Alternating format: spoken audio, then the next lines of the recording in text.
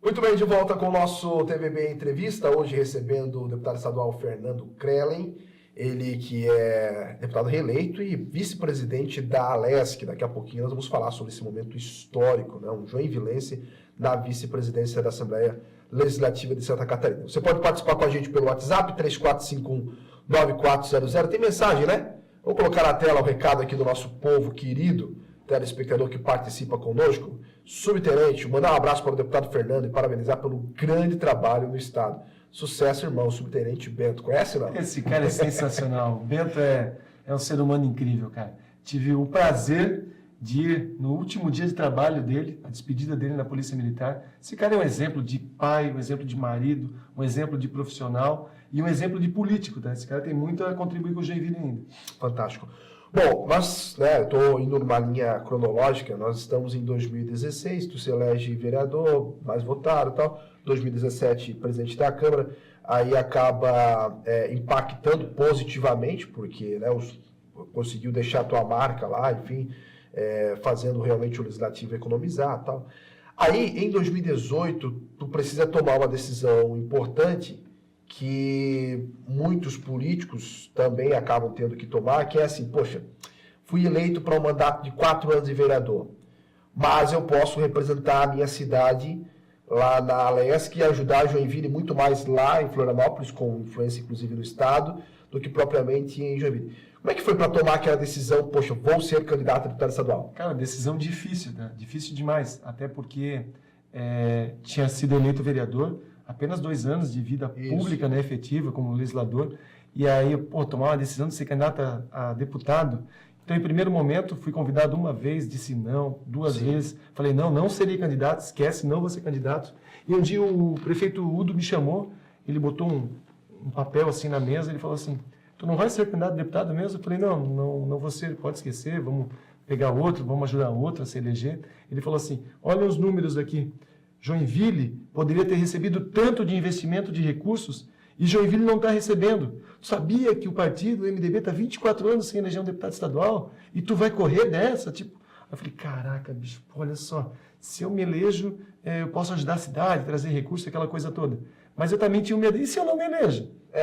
O cara começa, se eu não me elejo, começa a cair. Claro. Cara, aí um dia, lembro do passado, aquelas reuniões, comícios do Luiz Henrique, ele falava assim, jogador que não entra em campo, bicho, nunca vai ganhar campeonato. Sim. Então, eu falei, cara, eu vou meter a cara. O Luiz Henrique fez isso a vida toda. As pessoas pouco criticam ele, mas o Luiz Henrique quebrou algumas vezes mandato para conseguir galgar espaços maiores e ajudar mais a cidade. Então, eu acabei aceitando o desafio, fui candidato a deputado estadual em 2018, em primeiro momento com muito medo, e eu lembro que era o seguinte, muito difícil ser candidato a primeira vez, porque eu saía de Joinville, ia até Garuva, Campo Alegre, as pessoas falavam assim, o que tu quer? Exato. O que tu quer, cara? O que não inventa moda? Um dia eu fui no Planalto Norte, aqui em Rio Negrinho, fui numa reunião, o partido me recebeu. Eu falei, gente, eu queria com muita humildade pedir o apoio de vocês e tal, eu tenho chance de ganhar a eleição. Os caras assim, tu tá de brincadeira, né? Cara, não inventa moda, não faz isso, tu vai se queimar. E, cara, em vários locais eu escutei isso. Aí eu peguei, comecei a focar em Joinville e pau, né? E fiz 44.356 votos, destes quase 37 em Joinville. Então, bombei aquela eleição aqui em Joinville e não me arrependo de ter sido candidato. Aquela questão de quebrar mandato, na verdade, olha só o quanto a gente conseguiu ajudar Joinville, claro, tendo aquela coragem de ser deputado estadual. No primeiro mandato, mais 100 milhões de reais para a cidade, cara. Então, ajudei bastante e estou continuando aí nesse desafio de ajudar a cidade. Pois é, como é que foi para ti se eleger deputado na primeira vez? E aí eu sei, não é só Joinville, claro que Joinville principalmente, óbvio que sim, mas, querendo ou não, tem os amigos da região, tem Barra do Sul, tem Araquari, tem São Francisco, mas aí tu até mesmo sobe o Planalto, vai lá para Rio Negrinho lá conversar com os caras que falaram que tu não ia se eleger, enfim, tem São Bento do Sul e tudo mais. E aí agora, poxa, vamos lá, você vira deputado, e aí, querendo ou não, são 295 municípios dentro do estado.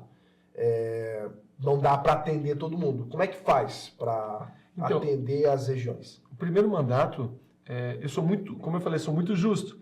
Então, como foi Joinville que me deu essa oportunidade, cara, a maior parte dos meus recursos vieram para Joinville. Claro. Né? Só que eu abracei bem a região da Munesc, de São Chico, Campo Alegre, Barra do Sul, Araquari, Itapuá. Então, eu consegui abraçar legal assim, a região da Munesc. E depois o próprio mandato te dá a oportunidade de ir aumentando no Estado, porque os vereadores te procuram, os prefeitos te procuram, e tu começa a criar uma liderança ali, uma liderança aqui, mas o meu foco sempre foi muito grande em Joinville. Eu sempre brinco com a equipe, me tornei um vereador estadual, né, porque eu ficava muito focado aqui na cidade. Então, continuei meu trabalho, tanto que depois a minha eleição em 2022 também foi muito boa dentro da cidade, porque eu batalhei e foquei muito em Joinville. E o meu foco principal é esse. E aí, quando eu chego na Assembleia Legislativa em 2019, tu chega como ainda um guri novo. E lá, cara, só cara, pô, um já foi prefeito Sim. 2 vezes, o outro estadual 5 vezes, então tem uma galera de peso. Aí eu falei, cara, como que eu vou chegar aqui e os caras me respeitarem? Porque tem isso. Claro. Como é que eu vou chegar e ter a personalidade para os caras me respeitarem? Cara, já cheguei lá desde o primeiro dia, pancado na tribuna, falando de Joinville. Eu sou da maior cidade de Santa Catarina, vocês precisam nos respeitar, porque Joinville oferece muito para o Estado e tem pouco de retorno, tal. Os caras começaram a olhar diferente. Opa, esse alemãozinho aí não dá para ficar brincando não, porque pô, realmente ele dá de uma potência que é a cidade de Joinville. Então eu consegui trazer isso para dentro do meu mandato, que é a cidade de Joinville, e acabei sendo respeitado lá, não apenas como Fernando deputado, mas como Fernando de Joinville. Então isso foi muito legal assim no primeiro mandato.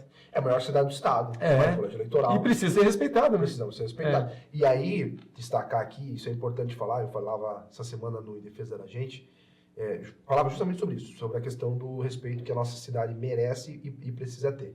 O governador Jorginho, e não é demagogia, não é puxar saco, porque a gente não precisa disso, mas ele tem respeitado Joinville. O exemplo é o secretário-chefe da Casa Civil, Kennedy Nunes, é daqui, líder do governo Naleski, é daqui. O secretário da Fazenda, o Cleverson, que eu não conhecia, pô, um cara fantástico. Ele é da escola do Luiz Henrique? Sim, a gente brincava na época que ele era dos menudos do Luiz Henrique, que era tudo uma molecada nova, mas muito competente. O Cleverson é um talento, cara. O melhor secretário de Fazenda do Brasil. Pois é, a vice-governadora Marilisa, daqui. Ele buscou aqui. Então, o governador... o governador sempre tem estado presente aqui, né? Muito. E, principalmente, anunciando recurso, que é... Bom, acho que semana passada ele estava aqui. Isso. O governador está... Uma vez por mês ele está aqui. E sempre que ele vem, com anúncios. Então, isso é importante. Claro que o papel dos parlamentares lá na Assembleia é fundamental também na pressão, né? Claro. Porque muita coisa, às vezes, não é só no amor, é na pressão. Então, a gente... Mas o governador foi muito parceiro desde o início. Eu lembro quando ele foi... o Hospital São José precisava de recursos no início. Ele olhou para os deputados daqui e falou o seguinte, ó, tem 3 deputados e o Maurício era suplente na época. Mas ele contou o Maurício também, tem 4 deputados estaduais, eu vou dar 4 milhões por mês. Se vocês tivessem 5, era 5 milhões. Então, ele começa a ajudar, ele valorizar, ele dá oportunidade para os deputados também. Então, está sendo bem bacana assim, trabalhar com o governador Jorginho aqui para Joinville. E ele nunca vai esquecer, nós também nunca esqueceremos, a história nunca esquecerá. Ele só foi senador, né? Sabe o que eu vou falar, né? Sim. Dona Ivete, que é a viúva do Luiz Henrique, que foi fundamental ali. Ele ganhou por 17 mil votos em 2018. Ela não precisava, não era obrigada a estar A na virada de chapa. chave foi a suplência quando o MDB, com a Dona Ivete, foi suplente do Jorginho Melo. Aí o Jorginho Melo deu a virada, senão o Lucas Esmeraldino era vereador era senador naquela eleição. Então foi uma virada muito grande, assim, que através da Dona Ivete, e hoje a Dona Ivete traz... Cara, a Dona Ivete está trazendo muito recurso para Joinville. Mas muito recurso mesmo. O senador tem esse potencial, né? E tem ajudado bastante a cidade. E ainda que, né, eu sempre comento aqui, eu recebi tempos atrás, quando a Armando estava trocando ideia, conversando aqui, Joinville tem um deputado federal. Né? A gente perde muito recurso com isso, muito. Criciúma, pô, eu amo Criciúma. Criciúma, o pessoal lá é fantástico. Só que tem 155 mil eleitores, né? Nada contra os... 5 federais agora. Nada contra os criciumenses. Eles fizeram 3 deputados federais e acabaram ganhando 2 porque a Giovana assumiu e o Vampiro assumiu. Nós aqui com 450 mil eleitores, a gente tem 1 deputado federal. É isso aí. E a gente acaba perdendo... Poxa, o deputado manda dinheiro pra caramba, né? Essa é uma... A gente tem conversado com o Conselho de Entidades aqui de Joinville para que o Conselho possa também fazer uma manifestação e uma campanha para que o voto fique dentro da cidade ou na região, né? O voto regional. Claro. Porque, cara, é inadmissível pessoas que poucas vezes pisaram aqui fazerem 20 mil votos, 15 mil votos na cidade de Joinville. né? E depois acompanhe o trabalho nesses 4 anos. Quanto que essa pessoa trouxe para Joinville? Exato. Porque o foco tem que ser os resultados para a cidade. Pô, cara, a saúde de Joinville está precisando. Fulano e tal trouxe dinheiro, tem ajudado. O outro trouxe dinheiro. Os deputados se uniram e conseguiram isso. Agora, votar só por... votar por... E hoje em dia está muito assim, questão ideológica, né? Essa questão ideológica, as pessoas votam porque conheceu na internet. Sim. Mas o resultado efetivo para a cidade às vezes não ocorre. Então, isso a cidade precisa se alertar quanto a isso. Exatamente. Testemunho pessoal aqui, tá? Quando, em 2018, Alba foi o deputado estadual mais votado. Cara, eu não sabia quem era, eu não sabia se era homem ou se era mulher. E muita gente votou porque começava com A. Exatamente. Ele mesmo me disse, um dia eu cheguei, Alba, fez 60 e poucos mil votos. Cara, 63. Me explica, cara, ninguém te conhecia. Ele falou, Fernando, um percentual alto dos meus votos foi porque o meu número era o primeiro da lista do 17. Então eles falaram, Alba. E dali detonaram votar no Alba sem saber quem era o Alba. Exatamente. Então aconteceu muito esse voto de cima embaixo, como dizem, né? Mas eu acho que o eleitor está se conscientizando da importância e da responsabilidade do voto para o município. Claro. O voto o voto tem poder para o município. Então, o voto dá a oportunidade do prefeito Adriano fazer obras. A gente vê representatividade, as obras acontecem através da prefeitura. Então, é uma junção de forças, uma união. Só que é difícil, tá? Porque está um momento de polarização muito grande, né? E isso acaba prejudicando muito as pessoas, né? Cada um no seu lado, cada um no seu extremo. E tudo que é extremo não dá certo, né, cara? Então, pois é. Tu é botafoguense, né? A gente falou aqui. Eu tenho um amigo vascaíno, gente boa demais. Gente boa, mas sofredor, né? Sofredor. Tá lá em Barra do Sul nos acompanhando. Prefeito Ademar Henrique Borges. Ademar, um abraço para Ademar. Um abraço, prefeito. Grande Ademar. Parceiro, né? Gente boa. E a cidade quis ele prefeito pela 3ª vez. A cidade quis porque ele tem 8 anos de mandato, sim, de bom mandato, então a cidade retribuiu tudo aquilo que ele fez no passado. O Ademar é um cara do bem, gosto muito do Ademar, deixo meu abraço aqui para ele, e sempre coloco meu gabinete à disposição de Barra do Sul, tem ajudado bastante a cidade, né, através dos nossos amigos lá, então... Foi bem votado lá, né? Bem votado, bem né? Votado. Fiz 500, 600 votos lá na Barra do Sul, mas é uma cidade maravilhosa, né, cara? Está crescendo bastante também, legal. Tem mensagem? Vamos colocar na tela? Marcos, boa noite, aqui vereador Marcos Zils, parabéns deputado pela sua trajetória política, nosso município de Xereda, estamos lá em Xereda, agradece a sua parceria de sempre, abraço, olha que legal. Grande Marcos, obrigado querido, obrigado pelo carinho, Xereda é uma cidade que eu ajudo muito, é um vale ali, Massaranduba, Xereda, Corupá, Guaramirim, tem auxiliado bastante, eu gosto de auxiliar também em cidades menores porque o resultado aparece rápido, sabe, cara? Eles licitam rápido, eles fazem a obra rápido, a gente entrega, então é muito bacana. Um grande abraço para o Marcos e toda a população de Xereda. Bom, vamos lá, 2018, aí tu chega lá, com o alemãozinho de Piraberaba, enfim, e claro, tu fala de Joinville, né, os caras, óbvio que o respeito ele é outro. Aí, 2019, na verdade, começou a ter um mandato como deputado, enfim. 2020 tu veio para uma missão, né, sim, querendo ou não, o sim. partido precisar, assim, eu sei que muita gente não te entendeu, mas assim, qual o melhor nome que o MDB tem em Joinville em 2020 para disputar a prefeitura? Fernando. Aí tem como o Fernando não ser candidato? Não tinha como. Como é que foi aquele ano? Eu sei que tu foi para uma missão e tu escolha muito. Cara, vou te falar, talvez a escolha mais difícil da minha vida. Sim. Né? A escolha mais difícil e o meu maior obstáculo político, mas também é a maior experiência que eu tive, assim, maravilhosa experiência. Foi uma eleição difícil, porque eram 8 anos de gestão. Pandemia, né? Era pandemia, 8 anos de gestão. Aí, a prefeitura, caixa bombando. Né? O Udo tinha deixado o caixa da prefeitura numa condição muito boa, diferente do que quando ele pegou. Só que o Udo tinha um perfil de trabalho.